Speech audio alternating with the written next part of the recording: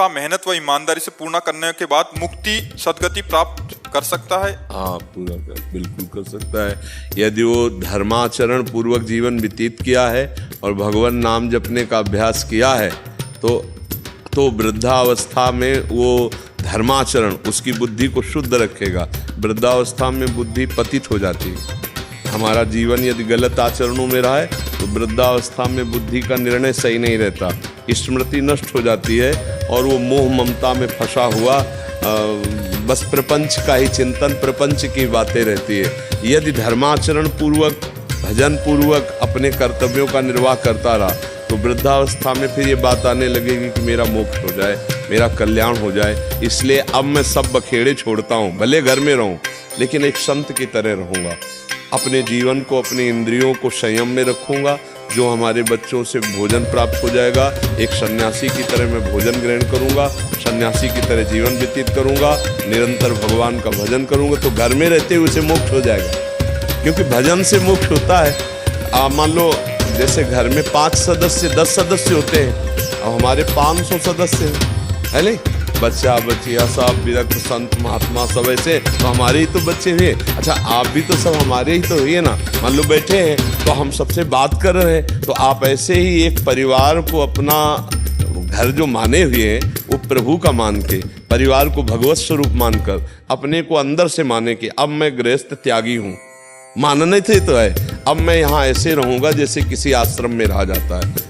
आश्रम में रहा जाता है तो हमारा मेनू थोड़ी चलता है कि हमें ये खाना है, जो मिला सो खा लिया, जैसे रखा वैसे रह गए और भगवान का भजन किया तो कभी आप झगड़ा नहीं करोगे, क्योंकि अपना आप परिवार मानते नहीं हो, एक सन्यासी का जैसा जियो, तब मोक्ष हो जाएगा। और अगर राग रखोगे कि देखो मेरे सामने मेरी कमाई हुई संपत्ति को ऐसे कर रहे हैं, ऐसा तुम नहीं कर सकते, ऐसा, तो अतरे दिन लड़ाई झगड़ा होगा और आपका फिर भजन साधन बनेगा नहीं, ममता आसक्ति वैसे ही होगी, फिर मोक्ष नहीं होने वाला। गुरु जी आपके चरणों में ध्यान आने में किसी चीज का लालच है? हाँ बस ठीक है, तो घर में रहने से भी हो जाएगा कल्याण। बाहर मत भागना, बाबा जी बनने की बात मत सोचना, क्योंकि गृहस्थी में रहे हो, अब निर्वाह करना बड़ा कठिन है। तो वहीं रहकर घर को भगवान का मंदिर समझो, परिवार को भगवान के जन समझो। जो मिल जाए ऐसे भिक्षुक की तरह रहो कि जो भिक्षा में मिल गया खाया, राधा राधा राधा, एकांतवास। अब कोई मित्र नहीं, कोई रिश्तेदार नहीं, कोई नातेदार नहीं, आ गया तो भगवान है, बैठकर प्रेम से भगवान की चर्चा, ऐसे स्वभाव बनाना पड़ेगा। तब गृहस्थी में रहते हुए भगवान को प्राप्त हो जाता है। एक भी क्षण भगवान के सुमिरन से अलग न जाए। हाँ, अब चाहे वन में रहो और चाहे घर में रहो, अगर भजन न हो तो वन में रहने पर भी थोड़ी कल्याण हो जाएगा, और भजन हो तो घर में रहने से भी कल्याण हो जाएगा। अरे भैया, ऐसे तो घर बने होते हैं। अब हमने थोड़ा मान करके कि भागवती किसमें राधा नाम लगाए, भागवती कर लिया, तो आप भी अपने घर को भागवती कर लो, है कि नहीं? अच्छा, कपड़ा वो भी है, कपड़ा ये भी है। हम इसे विरक्त मानते हैं, आप उसे गृहस्थ मानते हैं। बात तो कपड़े की नहीं है, बात अंदर के चिंतन की है। अब आप अपने को विरक्त मान लो कि मैं संसार से विरक्त हो गया, अब मैं गुरु की शरण में होऊंगा, उनके अनुसार चलूंगा।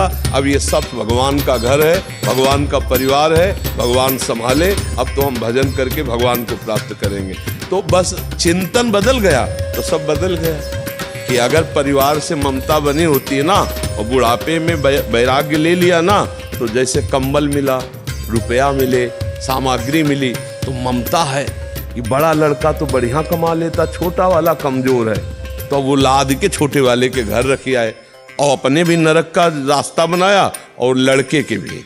क्योंकि सन्यास का मांगा हुआ रुपया पैसा घर गृहस्थी में लगेगा तो नष्ट ही कर देगा। तो इसलिए बहुत सावधानी की जरूरत है। सन्यास का मतलब है सब भाव भगवान में जोड़ देना। ये तो सर्वाणि कर्माणि मयि सन्न्यस्य मत्पराः अनन्येनैव योगेन माम ध्यायन्तु उपासते तेषाम् अहं समुद्धरता मृत्यु संसार सागरात्। भगवान कह रहे हैं जो सारे कर्म मेरे को समर्पित करके मेरी ध्यान उपासना करता रहता है वही सच्चा सन्यासी है।